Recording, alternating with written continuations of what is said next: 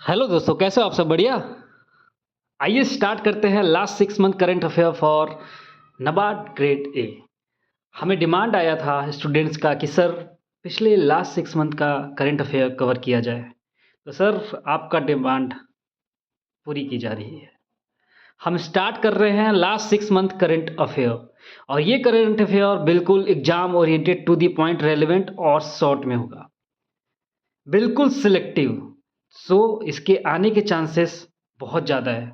Although मैं कोई guarantee नहीं देता क्योंकि दिस इज़ करंट अफेयर, कोई इसका कुछ नहीं बता सकता, बट फिर भी मैं ट्राई किया हूँ, बहुत सिलेक्ट कर छाट कर लाया हूँ पॉइंट्स आपके लिए। तो सर ये करंट अफेयर की क्लास आपके लिए बहुत इंपॉर्टेंट होने वाले हैं। बहुत कम टाइम में हम ट्राई करेंगे इसे कवर कर दें, तो वीडियो को लास्ट तक देखिएगा। और हम स्टार्ट कर रहे हैं इकोनॉमी आरबीआई बैंकिंग से। तो सर थोड़ा-सा हो सकता है आपको कुछ टर्म्स में दिक्कत आए, तो ट्राई करिएगा हम जो कीवर्ड्स बताएँ स्क्रीन पे उतना एटलीस्ट समझ लीजिएगा। कुछ समय के लिए बेयर करिए मेरे साथ, इसके बाद नया टॉपिक भी लाया जाएगा। बट मैं ट्राई कर रहा हूँ कि ये जो आरबीआई वाले जो पोर्शंस है बेसिकली इकोनॉमी से रिलेटेड और बैंकिंग से रिलेटेड, ग्रोथ से रिलेटेड, ये थोड़ा कवर कर दिया जाए पहले। ठीक है? इम्पोर्टेंट है सर, इम्पोर्टेंट है। मैं कहानी बताऊँगा आपको, स्टोरी थोड़ा-सा समझाऊँगा, बट आप की पॉइंट्स पे ज़रूर ध्यान दीजिएगा जो कि स्क्रीन पे है ऑलरेडी। सुनिएगा, कुछ पॉइंट मिस मत करिएगा। कुछ चीज़ें शॉर्ट में हैं जो कि मैं फुल फॉर्म में बताऊँगा, हो सकता है वो एग्ज़ाम में आ जाए जो मैं बोलूँ, इसलिए सुनिएगा ध्यान से, लिसन केयरफुली। ऑलराइट, तो आइए बैठ जाइए शांति से कुर्सी पे, स्टार्ट करते हैं सर। तो सर हम जब आरबीआई के बारे में स्टार्ट करने जा रहे हैं, बैंकिंग इकोनॉमी के बारे में, तो ये बता दीजिए सर, हेडक्वार्टर कहाँ है सर आरबीआई का? आरबीआई का हेडक्वार्टर कहाँ पे है? मुंबई में सर। कहाँ पे? मुंबई में, ये सबको पता होता ऑलरो। इस्टेब्लिश कब हुआ सर आरबीआई? 1 अप्रैल 1935। कौन से एक्ट के द्वारा हुआ सर? ये बताइए सर कमेंट सेक्शन में, गलत मार्क के मत आइएगा सर ऑप्शन। कौन से एक्ट के द्वारा आरबीआई इस्टेब्लिश हुआ?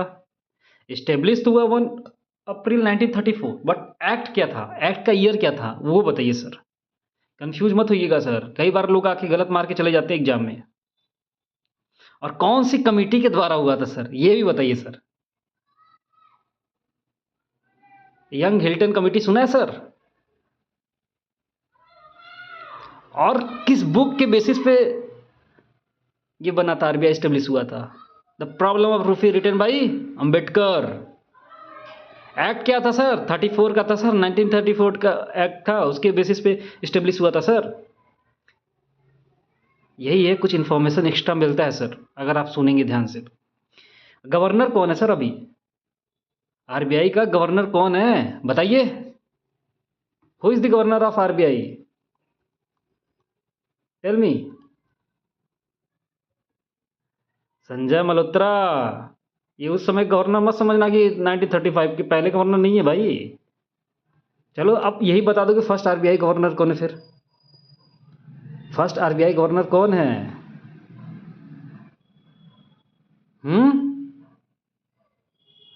आंसर बताओ भाई कमेंट सेक्शन में। सीडी देशमुख थे first Indian governor of reserve Bank of India. कब अपॉइंट हुए थे? 1943 में। पहला Indian governor of reserve Bank of India कौन था? सीडी देशमुख। कब अपॉइंट हुए थे? 1943 में। और बना कब था आरबीआई? सर इस्टेब्लिश हुआ था 35 में। तो 7 साल बाद, 8 साल बाद पहला इंडियन गवर्नर अपॉइंट हुआ आरबीआई में, सीडी देशमुख। कौन अपॉइंट किया था सर? ब्रिटिशर्स ने अपॉइंट किया था। 1947 में हम आज़ाद हुए ना, तो 1943 में जब सीडी देशमुख अपॉइंट हुए गवर्नर, फर्स्ट इंडियन गवर्नर, तो अपॉइंट कौन करेगा? ब्रिटिशर्स ही ना सर। और एग्जीक्यूटिव बोर्ड ऑफ आरबीआई में कौन कौन होता है, मेंबर्स क्या होते हैं, कंसिस्ट ऑफ व्हाट? एक गवर्नर होता है, 4 डिप्टी गवर्नर होता है, और अदर एग्जीक्यूटिव ऑफिसर होते हैं सर। समझे सर? टेल मी, समझ में आया? चलिए आगे बढ़ते देन, बढ़े आगे, बताइए बताइए। चलिए आते हैं आगे। Retail CDBC transaction hit 120 million and value crosses rupees 28 thousand crore, oh my god. तो sir basically Reserve Bank of India यानी कि आरबीआई ने रिपोर्ट किया है retail CDBC, retail CBDC central bank digital currency. CBDC का फुल फॉर्म क्या है? Central bank digital currency. तो retail CBDC transaction have crossed 120 million in the volume. कितना? 120 million in the volume and rupees 28,000 crore in value so far. समझे sir? और around 8 million users currently using e rupee. E रूपी कितने लोग करीब करीब use कर रहे हैं अभी? Around 8 millions. This is just a fact, आपको एक ऊपर से ब्रीफ दे रहा हूं, ज़्यादा कुछ नहीं है, बहुत रटना नहीं है, बट ध्यान रखिए इन केस कभी फैक्ट पूछ ले, ठीक है। फिर तीसरा फैक्ट आपको बता रहे हैं सर, रिटेल ई रूपी pilot is begin on December 1, 2022। 2022 1 दिसंबर 2022 को रिटेल ई रूपी पायलट की शुरुआत हुई। तो रिटेल ई पायलट की शुरुआत कब हुई? इंपॉर्टेंट डेट है सर, याद कर लीजिए, 1 दिसंबर 2022। This marks the India's entry into digital currency innovation. This mark the India entry into digital currency innovation. ये डिजिटल करेंसी की बात हो रही है सर। कब इंडिया एंटर किया रिटेल ई रूपी पायलट ने? दिसंबर 1, 2022 को। आइए सर आगे चलते हैं सर। आरबीआई ने और कुछ लॉन्च किया सर। क्या लॉन्च किया sir? RBI has launched a retail sandbox for CBDC to enable fintech company to develop and test new digital payment solution. तो आरबीआई ने क्या लॉन्च किया है sir? Retail sandbox for central bank digital currency to enable fintech company to develop and test new digital payment solution. समझे sir? Central bank अभी aim क्या कर रहा है? एम कर रहा है कि to make CBDC a widely accepted and practical payment options in near future. समझे? आइए आगे चलते हैं। आरबीआई ने रिसेंटली गाइडलाइंस को टाइट किया है to boost regional language service in banks. RBI emphasise कर रहा है रीजनल लैंग्वेज सर्विसेज को in bank, specially in rural area. PSBs public sector banks को बोला गया है sir to hire local officer. समझे? Bank must issue trilingual communication. RBI ने गाइडलाइन में बोला है कि banks must issue trilingual communication, that is in Hindi, English and one local language. Hindi, English and local language across all customer touch points. समझे sir? Trilingual communication की बात हो रही है सर। और a board approved policy must ensure local language availability of the form, display board, booklets and grievance details. और sir, और RBI ने ये भी बोला कि public sector banks are required to recruit क्या? LBOs, local bank officer, fluent in regional language. Main point क्या है? Fluent in regional language. LBO जो भी रिक्रूट किए जाते हैं, जो पब्लिक सेक्टर बैंक एलबीओज को जो रिक्रूट करते हैं, लोकल बैंक ऑफिसर को रिक्रूट करते हैं, ये इंश्योर किया जाएगा पब्लिक सेक्टर बैंक द्वारा कि वो रीजनल लैंग्वेज में फ्लुएंट हो। LBOs, local bank officer, regional language में फ्लुएंट हो। फिर क्या बोला गया सर? आरबीआई ने और भी कुछ बोला है कि सीएसएज यानी कि customer service associate must pass local language proficiency test.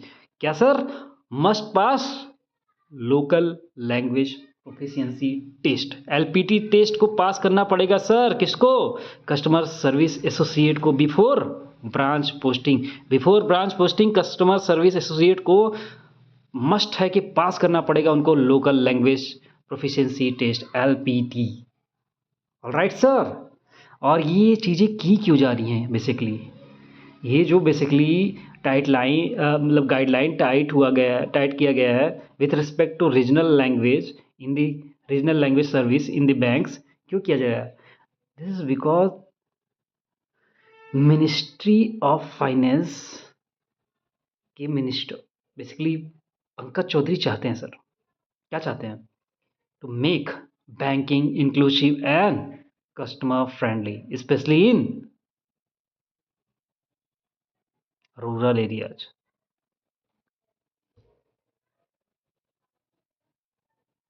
Alright, minister of state finance Pankaj Chaudhary चाह रहे हैं सर।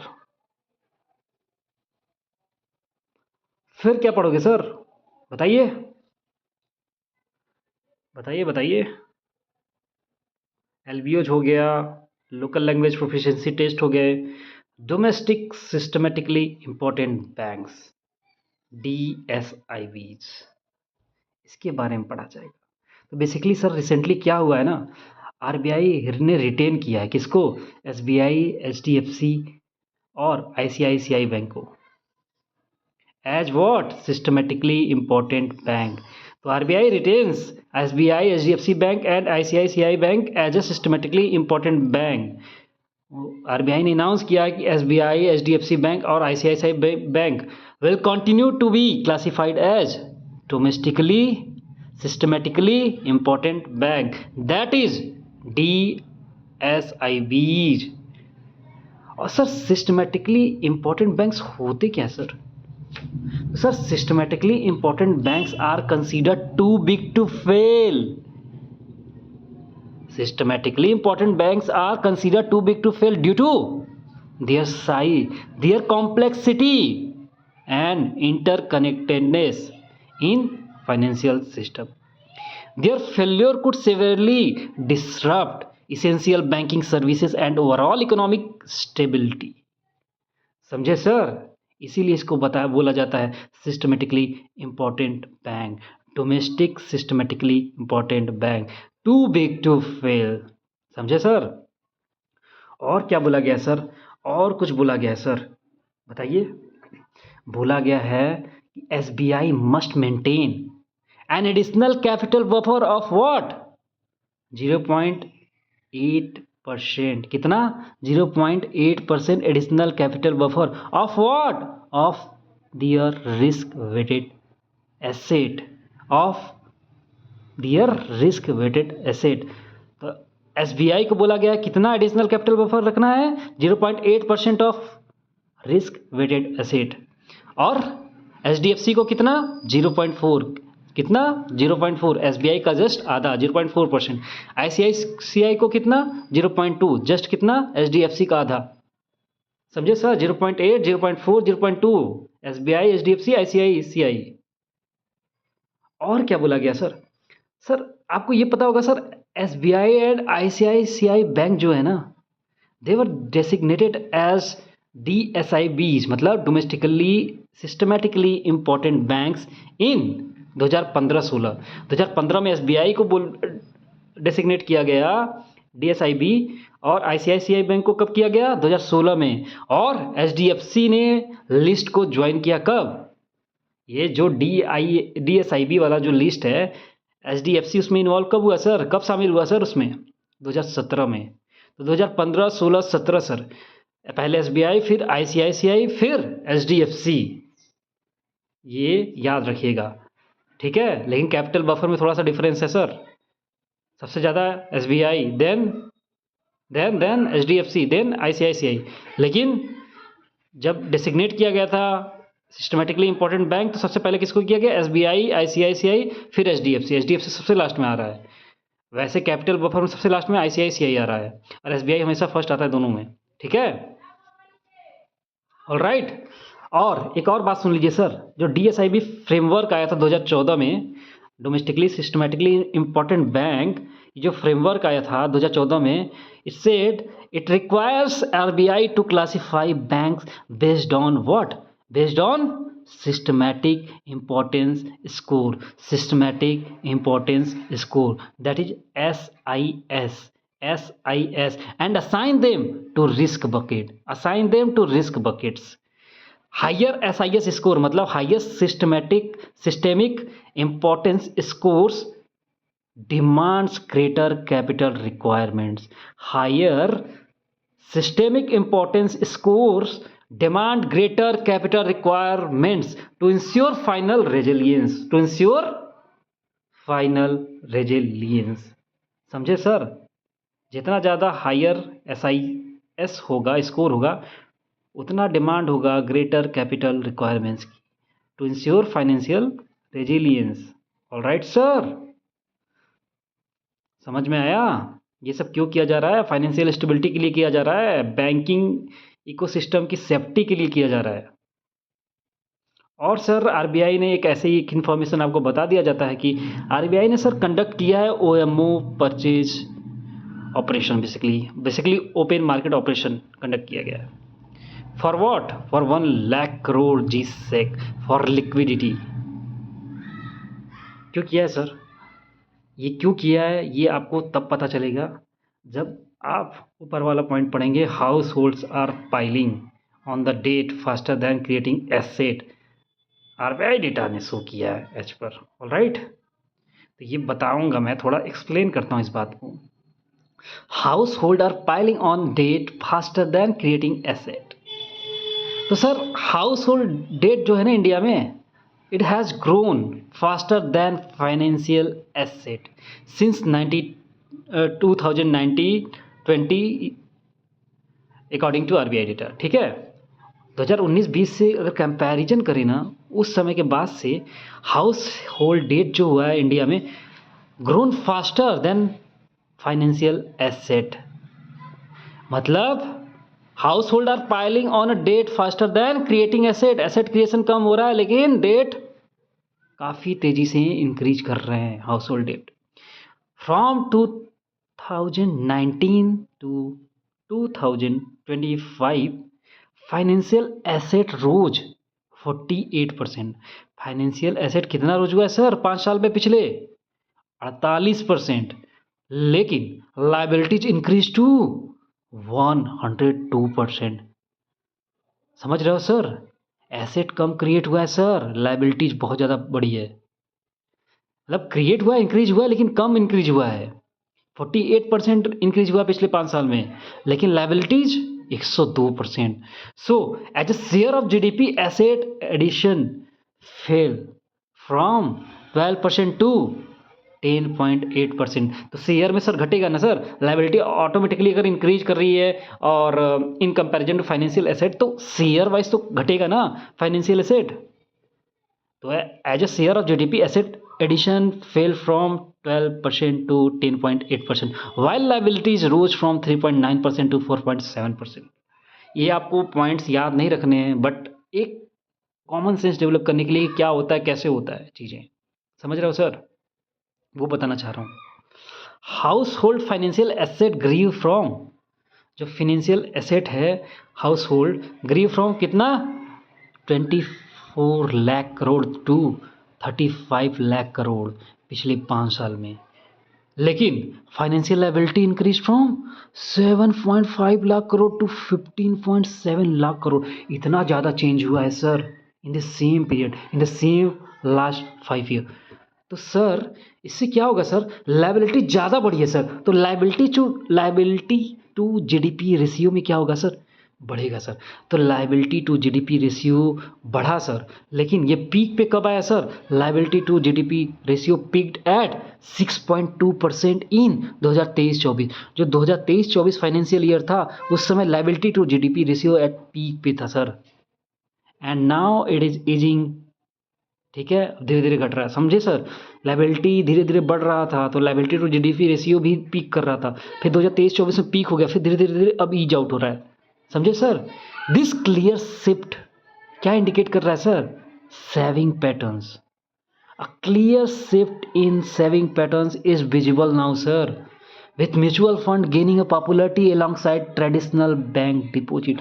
जब से म्यूचुअल फंड्स इतनी पॉपुलरिटी गेन की है sir, there is a clear shift in saving pattern sir. लोग पैसे लोन ले लिए हैं, बहुत ज़्यादा क्रिएट नहीं कर रहे हैं सर, एसेट क्रिएशन कम हो रहा है सर, लोग पैसा ज़्यादा सेव कर रहे हैं सर, पैसा ज़्यादा सेव कर रहे हैं, म्यूचुअल फंड में लगा रहे हैं सर, समझे sir.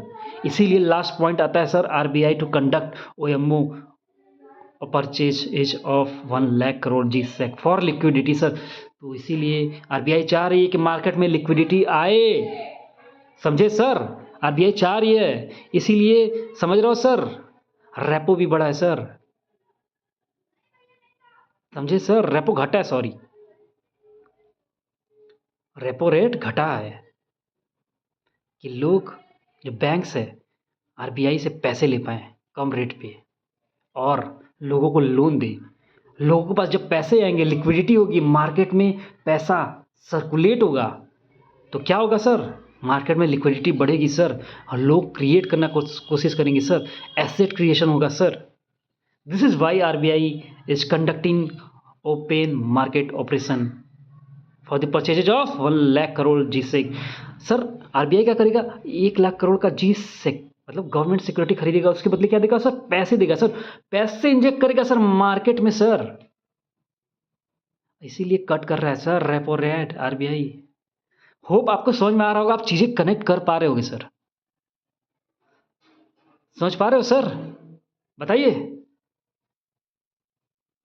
This is why I was explaining you कि पैटर्न क्या चल रहा है sir. Look, household debt क्यों बढ़ रहा है सर इन कंपैरिजन टू, मतलब like household debt faster क्यों बढ़ रहा है in comparison to creating asset. वो भी बढ़ रहा है, एसेट भी क्रिएशन भी बढ़ रहा है, लेकिन फास्टर बढ़ रहा है डेट, हाउस होल्ड डेट। ठीक है सर, दिस इज इट। आगे के कुछ करंट अफेयर्स अभी भी बचे हुए हैं, उसे हम आगे के वीडियोज़ में कवर करेंगे। और अगर आपको वीडियोज़ अच्छा लगा हो, टू दी पॉइंट लगा हो, बिल्कुल शॉर्ट में चीज़ें, मैं स्टोरीज इसलिए थोड़ा समझाता हूँ, एक्सप्लेन करने की कोशिश करता हूँ ताकि थोड़ा बेटर समझ में आए, थोड़ा आप रिलेट कर पाओ। एग्जाम में टू दी पॉइंट कभी क्वेश्चन जनरली नहीं आता है, ठीक है, थोड़ा सा वो रिलेट करेगा, बहुत ज़्यादा चांसेस है कि वो करंट अफेयर से रिलेट कर दे, स्टेटमेंट बना दे सर, अरे स्टैटिक से रिलेट करे, स्टेटमेंट बना दे। तो आपको जब चीज़ें कॉन्सेप्ट क्लियर नहीं होंगी तो आप करंट अफेयर पढ़ के भी क्या फ़ायदा आपका फिर। इसलिए ट्राई करता हूँ सर कि स्टैटिक पे मैं हमेशा बहुत जोर देता हूँ, स्टैटिक इज़ वेरी इंपॉर्टेंट, वो अपना स्ट्रेंथ बनाइए सर। करंट अफेयर इंपॉर्टेंस तब आता है जब आपका स्टैटिक ज़्यादा अच्छा होता है, ठीक है। बट ठीक है, मैं कम पॉइंट्स में ट्राई कर रहा हूँ, इंपॉर्टेंट पॉइंट्स को कवर करने की कोशिश कर रहा हूँ। तो सर एफर्ट जेन्युइन लगा हो, आपको समझ में आ रहा हो कि मैं क्या चाह रहा हूँ, सिलेक्शन चाह रहा हूँ सर, आपका सिलेक्शन चाह रहा हूँ सर, आपका समझे, इंफॉर्मेशन को रिटेन कराना मेरा पर्पज है, to the point, exam oriented, बिल्कुल रेलिवेंट चीज़ें बता रहा हूँ सर, सेलेक्ट करके लेके आया हूँ करंट अफेयर। तो आपको वीडियो अगर अच्छा लगा हो, 1% भी लगा हो, 1%, एक बात भी जेन्युइन लग रही हो, मेरी काम की लग रही है सर, तो वीडियो को सर लाइक कर दीजिए, वीडियो को लाइक करिए और चैनल को सब्सक्राइब जरूर करिए, चैनल को सब्सक्राइब जरूर करिए। हमें पता चलेगा कि आप इंटरेस्टेड हैं ऐसे ही और वीडियोज़ के लिए, आप चाह रहे हैं, आप सीरियस हैं, आप एग्ज़ाम क्रैक करना चाहते हैं सर, आप मेहनती हैं सर, आप हार्ड वर्किंग हैं सर, आप वीडियो को पसंद कर रहे हैं सर, तो लाइक करिए अगर पसंद कर रहे हैं सर, सब्सक्राइब करिए, मुझे पता चलेगा, मेरा मोटिवेशन बढ़ेगा कि हाँ बच्चे को चाहिए सर। ऑलराइट, और इफ़ पॉसिबल अपने जेन्युइन दोस्तों के साथ शेयर करिए जिनको ज़रूरत है सर, जिनको ज़रूरत है सिलेक्शन का। ओके, ठीक है, तो मिलते हैं नेक्स्ट वीडियो में देन, बाय बाय।